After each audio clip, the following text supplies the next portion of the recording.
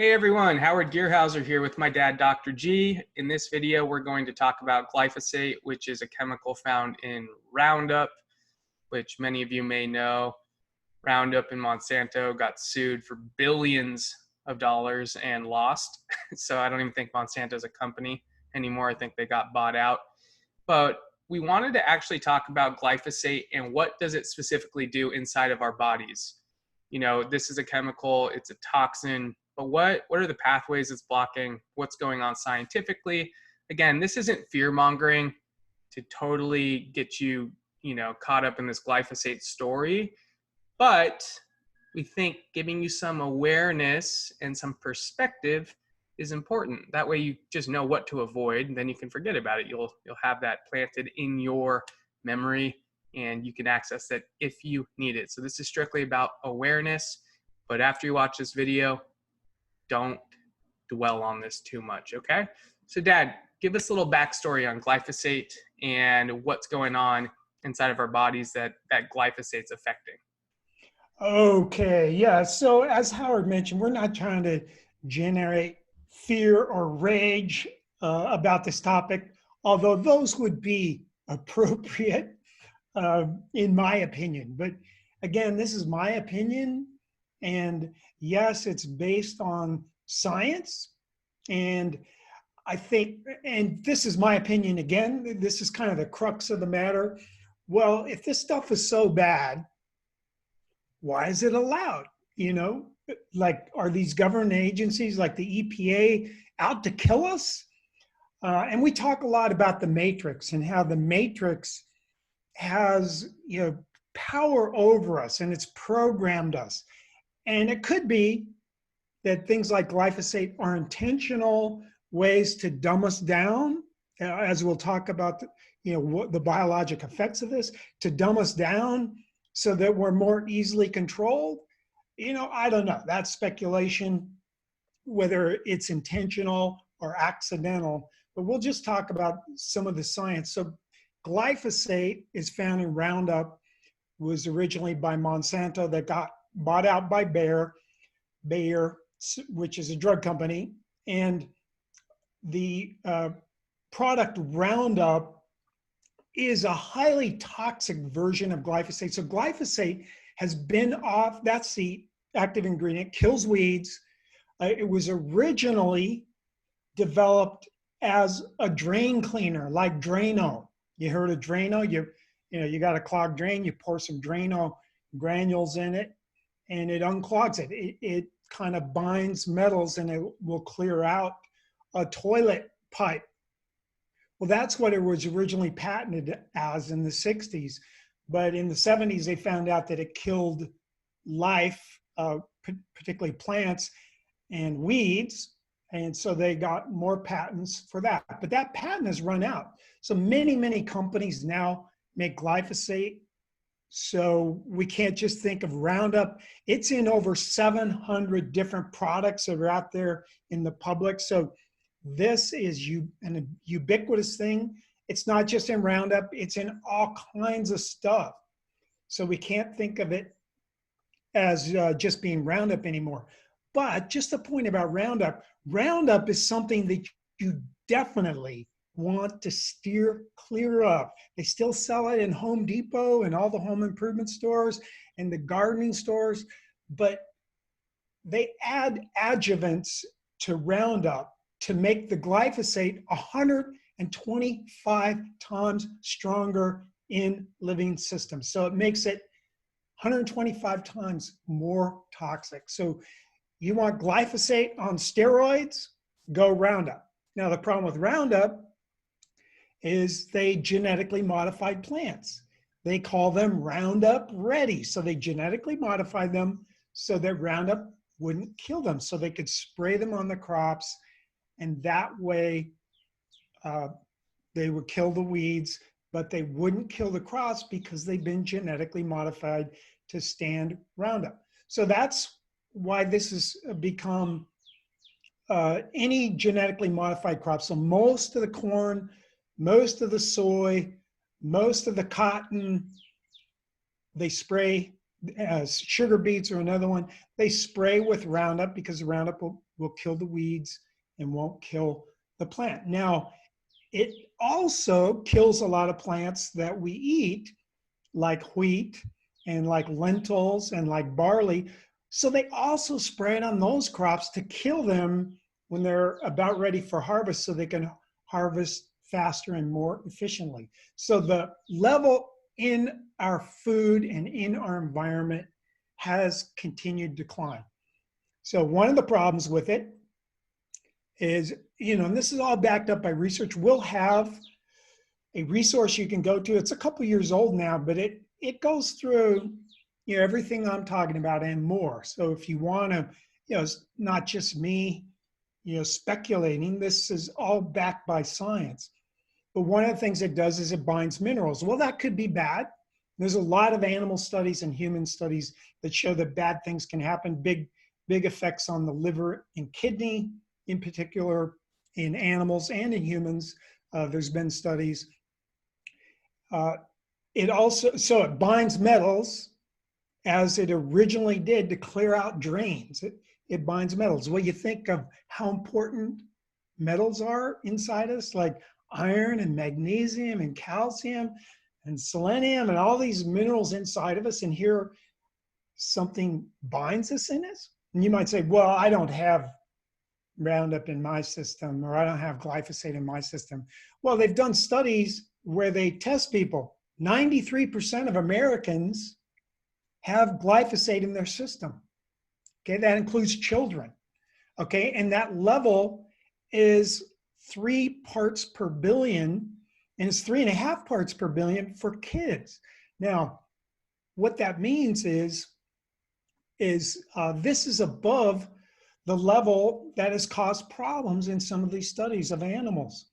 So we're talking about a level, and the other thing it does is it disrupts our hormonal system. So it's an endocrine disruptor. You hear that a lot from us because there's so many different things out there that are endocrine disruptors. A lot of the ingredients in plastics and the ingredients in flame retardants and all these different things are endocrine disruptors, and so is glyphosate. So it's an endocrine disruptor.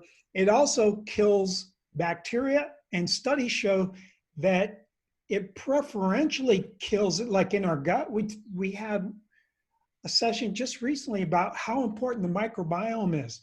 Well, glyphosate kills the beneficial bacteria in our gut.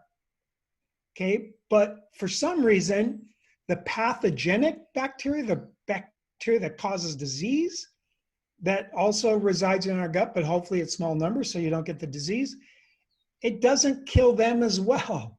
So what it does is it changes the balance of our microflora to the pathogenic problem bacteria aren't killed off by the glyphosate, whereas the beneficial ones are, and so we get a disease.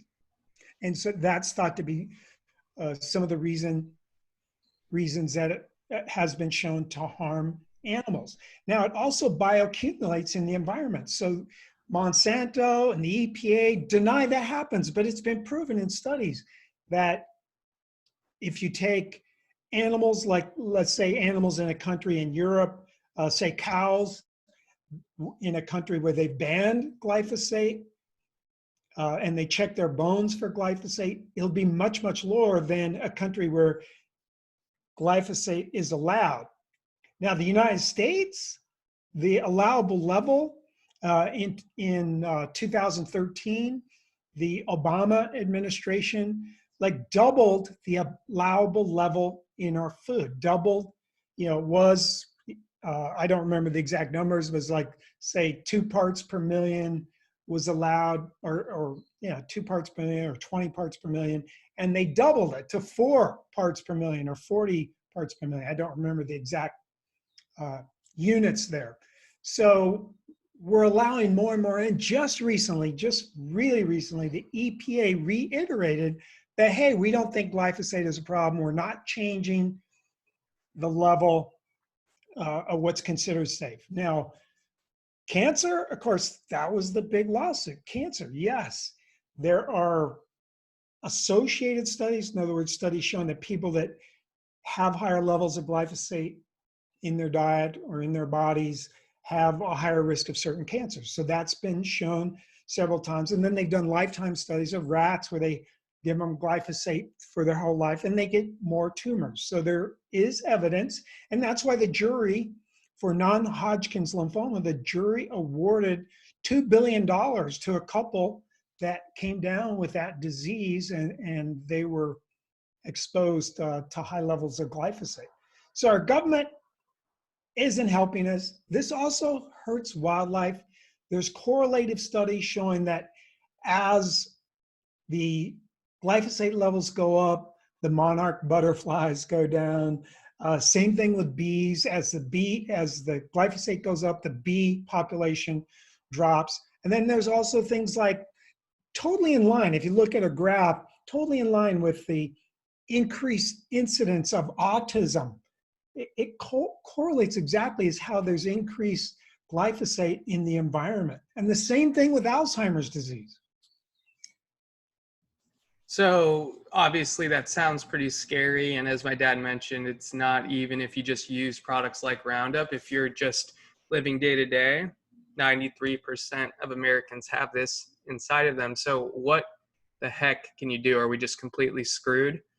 No, we're not. So the first thing is don't support Roundup and things like that if you can. You know, vote with your dollar. If there's less demand for it, maybe something will change.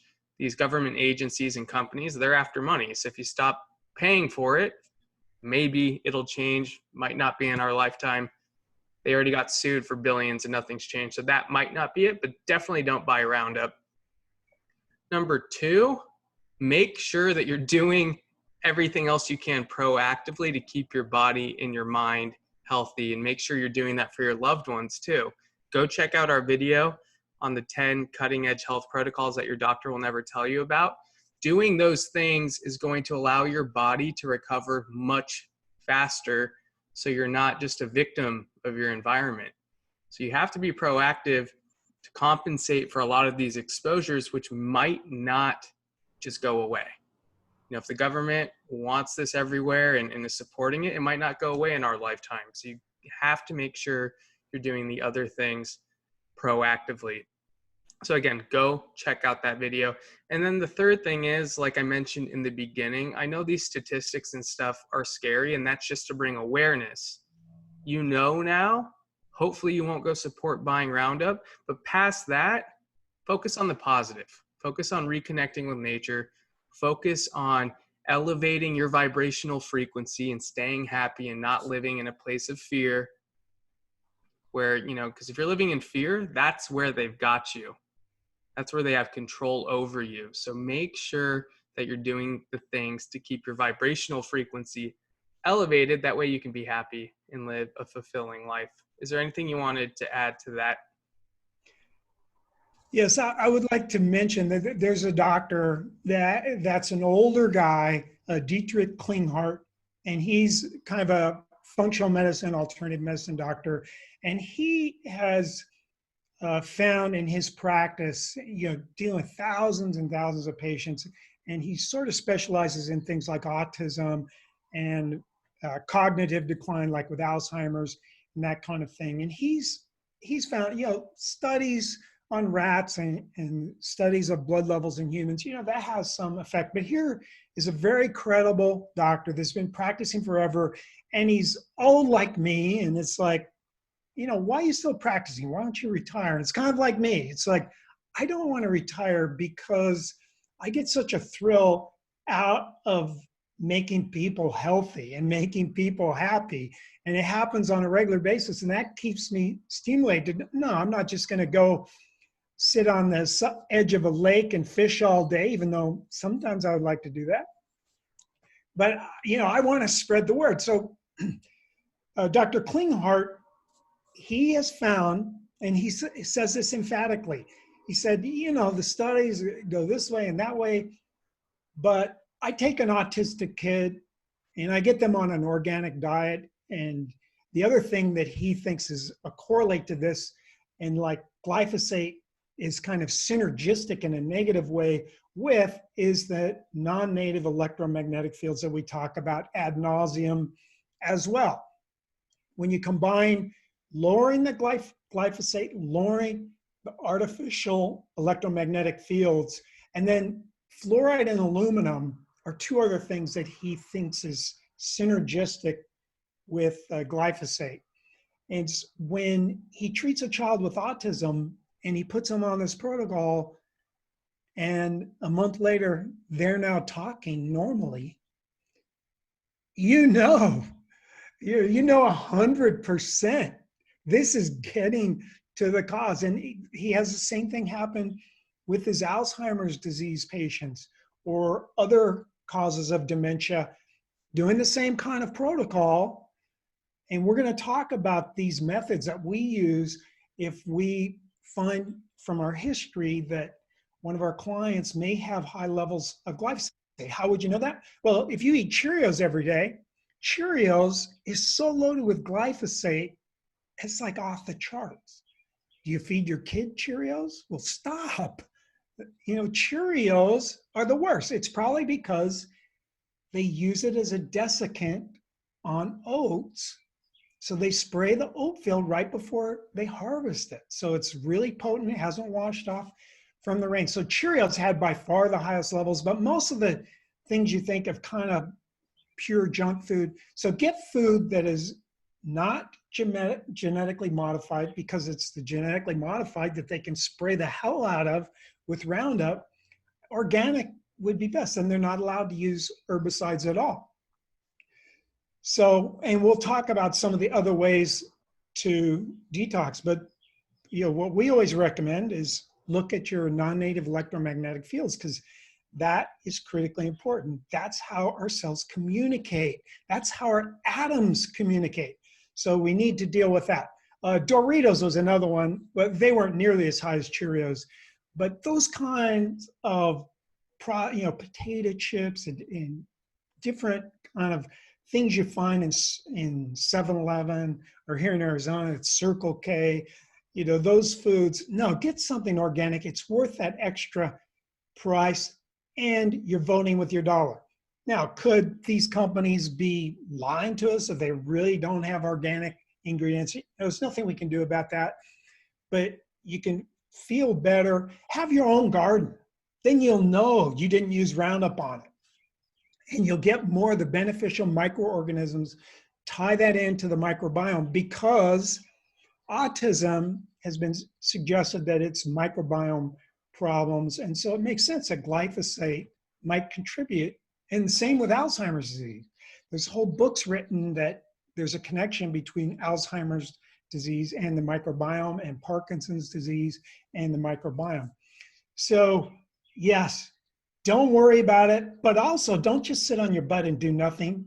Vote with your dollar and get a source of food that is pure. And if you're really ill with some condition, you might find an alternative practitioner out there that can test your levels, so you can see how big of a priority you want to make getting glyphosate out of your system, while at the same time you clean up your non-native electromagnetic field. Get your non-native electromagnetic field hygiene on board. Yeah, and if you'd like to work with us to help you figure some of that stuff out, we do have some slots available in our health program. You can visit customhealthprogram.com, where we'll take a look at your labs and your environmental exposures and give you a plan to get those things corrected. No pressure to take us up on that offer. We do try to provide all of the free content that we can on our YouTube channel, our Facebook fan page, as well as our Instagram account. So if that's not something you're interested in, just make sure you're implementing the free information. But implementation's key, and taking action's key, as my dad just mentioned. Don't just sit on your butt watching videos and consuming. Go do something about it. Go vote with your dollar. Go make that change. I promise you'll feel better if you start taking action.